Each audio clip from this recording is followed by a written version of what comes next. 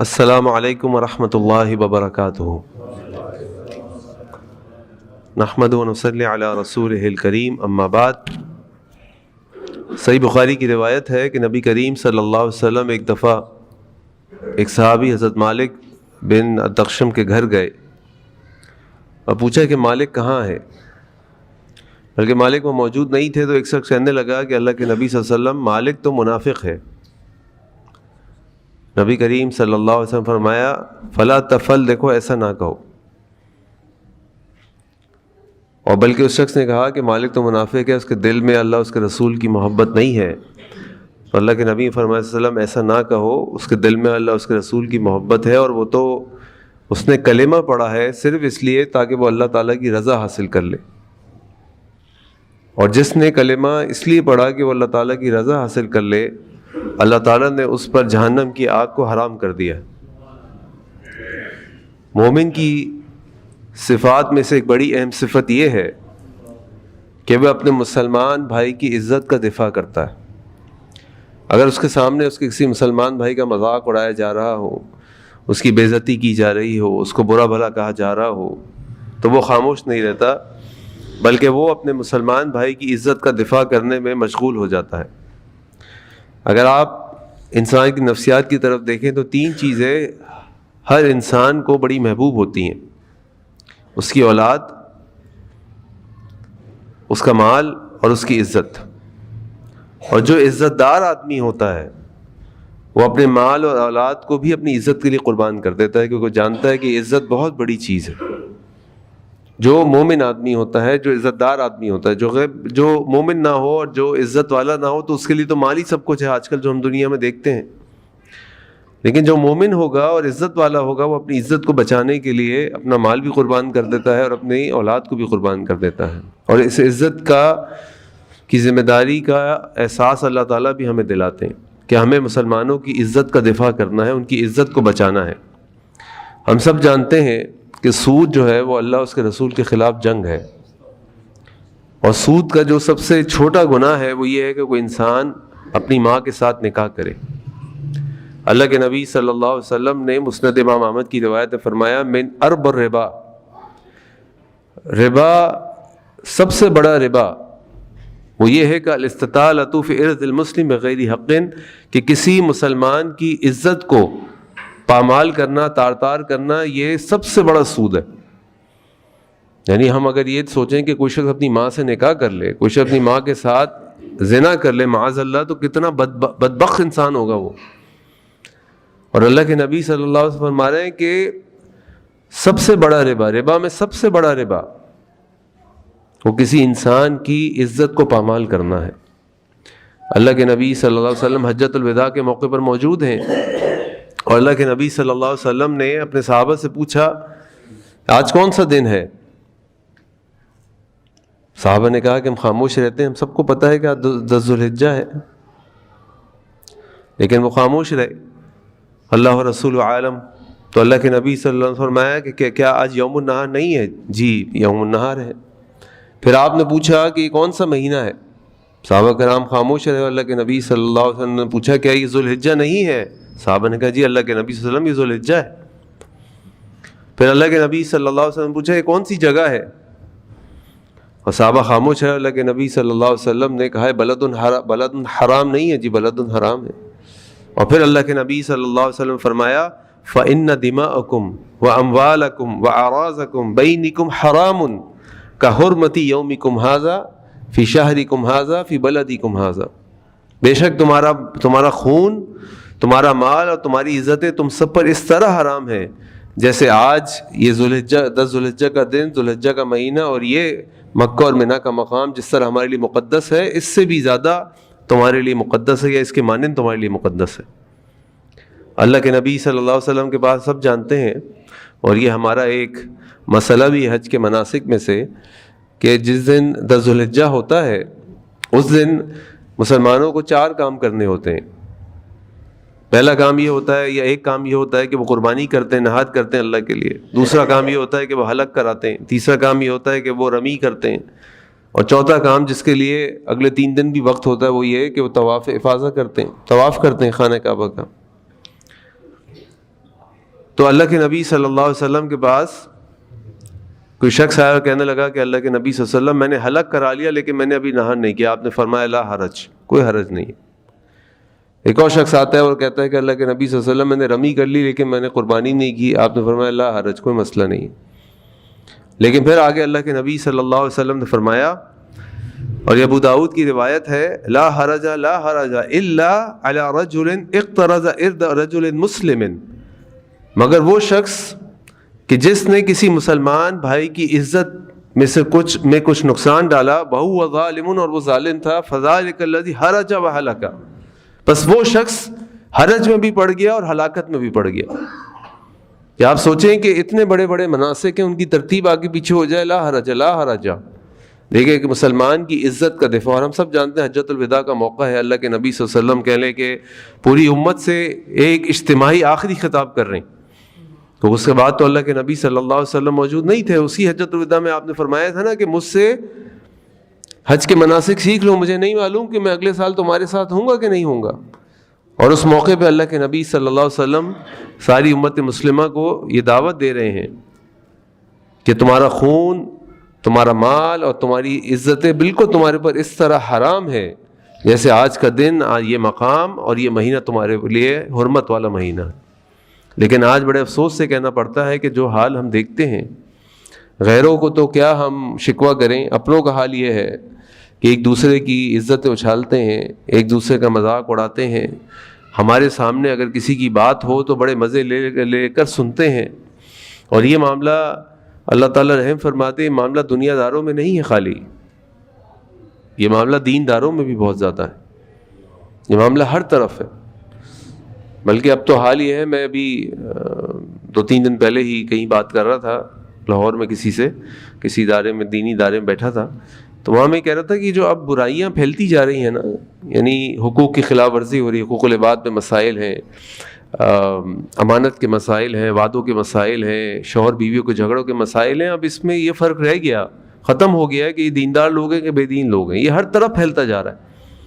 جذبات میں جو شدت آ گئی ہے، اپنے موقفات میں جو شدت آ گئی ہے، برداشت جو کم ہوتی جا رہی ہے، یہ ہر طرف پھیلتا جا رہا ہے. تو یہ تو اصولی طور پہ تو ہونا چاہیے تھا کہ وہ لوگ جو اللہ اس کے رسول سے محبت کرنے والے ہیں، اللہ اس کے رسول سے ڈرنے والے ہیں، وہ ان چیزوں سے بھی ڈرتے ہوں کہ کوئی ایسا کام نہ کر دیں کہ اللہ ہم سے ناراض ہو جائیں، کہیں نبی کریم صلی اللہ علیہ وسلم کے احکامات کی خلاف ورزی نہ ہو جائے. لیکن بڑے افسوس سے کہنا پڑتا ہے کہ معاملہ اس کے بالکل الٹ ہے. ہم نڈر ہوتے جا رہے ہیں، اور ایک دوسرے کی برائیاں، ایک دوسرے کی عزتیں اچھالنا ہمارے لیے بڑی عام بات ہے. اور اس کا سب سے زیادہ جو مظاہرہ ہم دیکھ رہے ہیں وہ آج کل سوشل میڈیا پر دیکھ رہے ہیں، اور خاص طور پہ جب ہم سیاسی معاملات پہ بات کرنے لگتے ہیں تو اس وقت تو علمان الحفیظ، نہ ہمیں سچ کا پتہ ہوتا ہے، نہ ہمیں حق کا پتہ ہوتا ہے، نہ ہم کبھی اپنا دماغ اس پہ لڑا دیں کہ کس چیز کی حمایت کر رہے ہیں اور کس لیے کسی کی خلاف ورزی کر رہے ہیں یا کسی کی سے اختلاف کر رہے ہیں. اور پھر جو حال کرتے ہیں ہم کسی کا، اور ہم دیکھتے ہی ہیں نا کہ اگر کسی نے کسی کے بارے میں کوئی بات کہتی تو جو اس کا حال کیا جاتا ہے تو وہ معافی جب تک مانگتا نہیں اس کی جان نہیں چھوٹتی. لیکن یہ دوسروں کی عزتوں کو چھالنا ہے، دوسروں کی عزتوں کو پامال کرنا ہے. آپ دیکھیں جو ہمارے دین نے ہمیں احکامات دیے، اخلاقی احکامات، جو سورۃ الحجرات میں خاص طور پہ اللہ تعالیٰ نازل فرمائے، اسی لیے سورۃ الحجرات کا ایک نام علماء نے سورۃ الاخلاق بھی رکھا.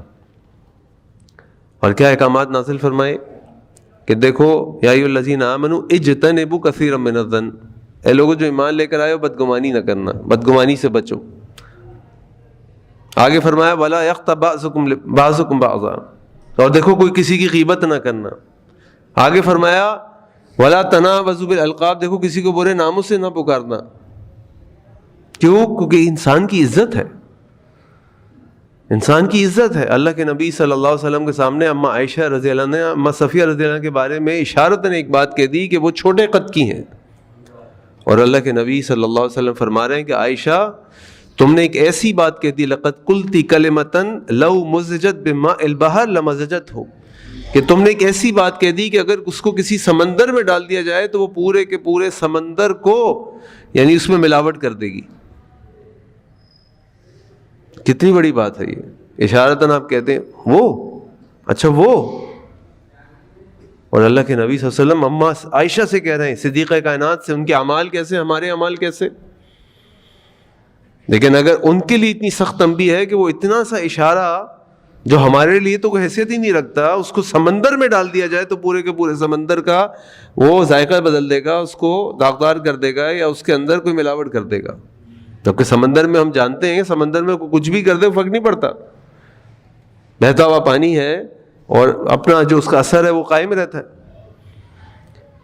یہ سارے احکامات ہمیں اسی لیے دیے گئے ہیں کہ ہم ان چیزوں سے بچیں، کسی کی غیبت نہ کریں، کسی کی بدگمانی نہ کریں، ہم چغلی نہ کریں، ہم نمیمہ بازی نہ کریں، تاکہ دوسرے مسلمان ہم ہمارے سے محفوظ رہیں. اور یہی اللہ کے نبی صلی اللہ علیہ وسلم کی حدیث نے فرمایا، المسلم اخو المسلم، مسلمان مسلمان کا بھائی ہے، لا یظلمہ ولا یخذلہ ولا یحقرہ، نہ اس پہ ظلم کرتا ہے، نہ اس کی بے عزتی کرتا ہے، نہ اس کو حقیر جانتا ہے. جیسے پہلے بھی میں نے آپ کے سامنے کئی دفعہ عرض کیا کہ جب ہم اپنے عمر سے کسی بڑے کو دیکھیں، چاہے وہ کیسا بھی ہو، چاہے وہ کیسا بھی ہو، تو ہم یہ سوچیں کہ اللہ نے اس کو بڑی عمر دی ہے، یقیناً سے ہم سے زیادہ نیک اعمال کیے ہوں گے. اور اپنے سے عمر میں کسی چھوٹے کو دیکھیں تو ہمیشہ ذہن میں لے کر آئیں کہ یہ کیسا بھی ہے لیکن اللہ تعالیٰ نے اس کو ہم سے چھوٹی عمر ابھی تک دی ہے، تو پتہ نہیں اس کے گناہ ہم سے کتنے کم ہوں گے. ایک مسلمان دوسرے مسلمان بھائی کی عزت کا دفاع کرتا ہے. اللہ کے نبی صلی اللہ علیہ وسلم کے سامنے اس شخص کو لایا گیا جو شراب پیتا تھا، اور کئی دفعہ اس پہ حد جاری ہو چکی تھی. اس کو پھر لایا گیا شراب پیتے ہوئے حد لگانے کے لیے. تو ایک صحابی نے کہا کہ اللہم العنہ، اللہ اس پہ لعنت کریں، میں بار بار شراب پیتا ہے، بار بار شراب پیتا. اور اللہ کے نبی فرمایا ایسا نہ کہو، وَلَكِنَّهُ يُحِبُّ اللَّهَ وَرَسُولَهُ، لیکن اس کے دل میں اللہ اس کے رسول کی محبت ہے، ایسا نہ کہو. اللہ کے نبی صلی اللہ علیہ وسلم اس کی عزت کا دفاع کر رہے ہیں. وہ عورت جو زنا جس نے کیا تھا اور وہ اللہ کے نبی صلی اللہ علیہ وسلم کے پاس آ کر کہتی تھی اللہ کے نبی صلی اللہ علیہ وسلم حد جاری کر دیجئے، اللہ کے نبی نے فرمایا چلی جاؤ، جب یہ بچہ جند ہوگی پھر آنا. وہ عورت کئی مہینوں بعد آئے گی، ظاہری بات ہے بچہ جننے کا ٹائم ہے نا، کئی مہینوں بعد آئے گی یا کئی دنوں کے بعد آئے گی، اور آ کے کہتی ہے اللہ کے نبی صلی اللہ علیہ وسلم مجھے پاک کر دیجئے. اور اللہ کے نبی صلی اللہ علیہ وسلم کہتے ہیں جاؤ، اس بچے کا کیا قصور ہے، جب یہ روٹی کھانے لگے پھر آنا. پھر کئی عرصے کے بعد سوچیں بچہ روٹی کھانے کے کتنے عرصے بعد قابل ہوتا ہے کہ وہ ماں کا دودھ چھوڑ کے روٹی کھانے کے قابل ہو جائے. کیا تقویٰ تھا اس عورت کا. پھر آتی ہے وہ اور پھر آ کے کہتی ہے اللہ کے نبی صلی اللہ علیہ وسلم مجھے پاک کر دیجئے. اور اللہ کے نبی صلی اللہ علیہ وسلم صحابہ کو حکم دیتے ہیں اس پہ رجم کر دو. اور جب اس کو رجم کیا جاتا ہے تو حضرت خالد بن ولید رضی اللہ عنہ اس عورت کے بارے میں کچھ بری بات کہتے ہیں، کوئی تحقیراً کوئی بات کہتے ہیں. اور اللہ کے نبی صلی اللہ علیہ وسلم فرماتے ہیں خالد محلن، خالد محلن، یا خالد رک جاؤ اے خالد. اس عورت کی توبہ لقد تابت توبتاً، اس عورت نے تو ایسی توبہ کی ہے کہ اگر یہ توبہ کوئی صاحب وہ مقصن کرے، یعنی لوگوں سے ناجائز بھتہ لینے والا کرے، تو اللہ تعالیٰ اس کو بھی معاف کر دے. آپ سوچے صحیح عورت کا تقویٰ کیا ہوگا. سالوں گزر جائیں، مہینوں گزر جائیں، بار بار آ کے اللہ کے نبی مجھے پاک کر دیجئے، اللہ کے نبی مجھے پاک کر دیجئے. کیوں؟ لیکن اللہ کے نبی کیسے اس کی عزت کا دفاع کر رہے ہیں، نہیں ایسا نہ کہو، خالد رک جاؤ، ایسا نہ کہو. اس عورت کی توبہ، کیا توبہ اس عورت کی. اس لیے تو اللہ تعالیٰ نے فرمایا ان السمع والبصر والفؤاد کل اولئک کان عنہ مسئولا، بے شک یہ کان، یہ آنکھیں، دل، ان کے بارے میں ڈرو اللہ سے، ان کے بارے میں اللہ سے سوال، اللہ تم سے سوال کریں گے ان کے بارے میں. یہ سوال کیا جائے گا کیا کانوں سے سنتے تھے، کیا ان آنکھوں سے دیکھتے تھے، کیا دلوں میں تم خیالات پکاتے تھے اور پھر لوگوں سے باتیں کرتے تھے. اللہ کا خوف کرو. اور جو شخص اپنے مسلمان بھائی کی عزت کا دفاع کرتا ہے، جو شخص اپنے مسلمان بھائی کی عزت کا دفاع کرتا ہے، آپ سوچیں کہ دیکھیں کہ اللہ تعالیٰ نے اس کے لیے کیا اجر رکھے. اللہ کے نبی صلی اللہ علیہ وسلم فرماتے ہیں ومن ستر مسلمن، جو اپنے مسلمان بھائی کے عیبوں کو چھپائے. دیکھیں ایک تو عزت کا دفاع کرنا اور یہ کہ جانتے ہوئے بھی اس کے عیب کو چھپا لینا. ستر اللہ یوم القیامہ، اللہ تعالیٰ قیامت والے دن اس کے عیبوں کو چھپا لے گا، اس کے گناہوں کو چھپا لے گا. ایک اور حدیث میں اللہ کے نبی صلی اللہ علیہ وسلم فرمایا من رد عن ارض اخیہ، جس شخص نے اپنے مسلمان بھائی کی عزت کا دفاع کیا، اس کو بچایا، رد اللہ عن وجہ النار یوم القیامہ، اللہ تعالیٰ اس کے چہرے کو جہنم، قیامت والے دن جہنم کی آگ سے بچائے گا. ایک اور حدیث میں اللہ کے نبی صلی اللہ علیہ وسلم فرمایا من ذب عن لحم اخیہ فی الغیبۃ، جس سے اپنے بھائی کی عزت کا دفاع کیا، کان حقا علی اللہ، تو اللہ پر حق ہے یہ، اللہ پر حق ہے یہ ان یعتقہ من النار، کہ اللہ تعالیٰ اس کو جہنم کی آگ سے آزاد کر دے۔ اب سوچیں کہ اگر اللہ تعالیٰ ایک مسلمان کی عزت کا دفاع کرنے پر اتنے بڑے بڑے اجر دیں گے، تو جو اپنے مسلمان بھائی کی عزت کو پامال کرے گا اللہ اس سے کتنے ناراض ہوں گے۔ عربی میں ایک مقولہ ہے تعرف الاشیاء باضدادہ، کسی بھی چیز کو سمجھنا ہو نا تو اس کے ضد کو دیکھو، اس کے اپوزٹ کو دیکھو۔ اگر عزت بچانے پر اتنا اجر ہے تو عزت پامال کرنے پہ کتنا گناہ ہوگا۔ جس چیز سے جتنی محبت ہوگی اس طرح آپ دیں گے تو پھر جو اس محبت کو لینے کے خلاف کام کرے گا اتنی آپ کو نفرت ہوگی اس سے، پھر اتنا دکھ ہوگا آپ کو۔ تو ایک مسلمان بھائی کی عزت کا دفاع کرنا ہم سب کے لیے ضروری ہے، یہ ہمارے ایمان کا حصہ، یہ مومن کی صفت ہے اور یہ اللہ کا حکم ہے۔ اللہ تعالیٰ قرآن میں فرماتے ہیں یا ایھا الذین آمنوا، اے لوگوں جو ایمان لے کر آئے ہو، لا یسخر قوم من قوم عسیٰ ان یکونوا خیرا منہم، دیکھو کوئی قوم کسی قوم کا مذاق نہ اڑائے، یعنی کچھ لوگ، کوئی گروہ، کوئی شخص کسی قوم کا مذاق نہ اڑائے، ہو سکتا ہے وہ ان سے بہتر ہو۔ اور یہ قوم کا مذاق اڑانا کیا ہے؟ ایک تو ہے نا عزت کا دفاع کرنا، ہماری اللہ تعالیٰ رحم فرماتے، فرد کا مذاق اڑاتے ہیں، برادریوں کا مذاق اڑاتے ہیں، قوموں کا مذاق اڑاتے ہیں، میمن ایسا، پنجابی ایسا، سکھ ایسا، یہ ایسا، وہ ایسا، کیسی باتیں ہیں۔ اور بعض اوقات تو ہم اس میں اتنا آگے بڑھ جاتے ہیں معاذ اللہ کہ کفریہ کام شروع کر دیتے ہیں کہ ہماری ایسے لطیفے مشہور ہو جاتے ہیں کہ جناب جب ایک میمن، ایک امریکن اور ایک جہنم میں گیا تو فرشتے سے بات ہوئی، جب فرشتہ ان کی موت کب آیا تو انہوں نے یہ کہا اور یہ کہا، اور جو یہ مذاق اور یہ لطیفے اللہ، اس کے رسول اور یہ شاعر الاسلام کے بارے میں شروع کر دیتے ہیں۔ اسی مذاق میں، ہنسی میں ہمیں پتہ ہی نہیں چلتا ہم کس سمت میں آگے نکل گئے ہیں۔ تو مسلمان کی عزت کا دفاع کرنا ہم سب پہ فرض ہے۔ اور آپ سوچیے کہ اگر اللہ تعالیٰ کسی کام کو اتنی اہمیت دے رہے ہیں، اللہ کے رسول صلی اللہ علیہ وسلم اتنی اہمیت دے رہے ہیں، تو سوچ سکتے ہیں کہ اس دین میں اس کی کتنی اہمیت ہوگی۔ تو اس کا خاص خیال رکھیں، اپنے آپ کو اس گناہ سے بچائیں، اور ہم اللہ سے دعا کرتے ہیں کہ اللہ تعالیٰ ہمارے اندر مومنین کی صفات ہمیں عطا فرمائے، اللہ تعالیٰ ہمیں اپنے مسلمان بھائیوں کی عزت کا دفاع کرنے والا بتائے۔ ہاں اگر کہیں ضرورت ہو تو کسی مسلمان بھائی کے بارے میں کوئی بات بتائی بھی جا سکتی ہے۔ مثلاً اگر آپ کے پاس کوئی شخص کسی کے بارے میں مشورہ کرنے آتا ہے کہ بھائی میں ادھر رشتہ دے رہا ہوں، مثال ہے میں ادھر رشتہ دے رہا ہوں، امام نووی رحمہ اللہ نے ریاض الصالحین میں جہاں کہ باب الغیبہ نقل کیا، اس کے آگے پھر وہ 6 مواقع بتائے ہیں جن مواقع پہ کسی کی غیبت کرنا جائز ہے۔ اب اگر کوئی رشتہ کسی گھر آیا ہوا آپ کے پاس مشورے کے لیے آتا ہے کہ بھئی فلاں گھر سے میرے پاس رشتہ آیا اپنے بچے کے لیے، تو آپ کا اس بارے میں کیا خیال ہے؟ تو سچ اور حق ہے وہ آپ بتائیں گے، کیونکہ وہ ضرورت مند ہے اور آپ سے کسی خاص مقصد کے لیے وہ مشورہ لے رہا ہے، اور اتنا ہی بتائیں گے جتنی ضرورت ہے، اس کے اور خاندان والوں کے بارے میں نہیں بتائیں گے۔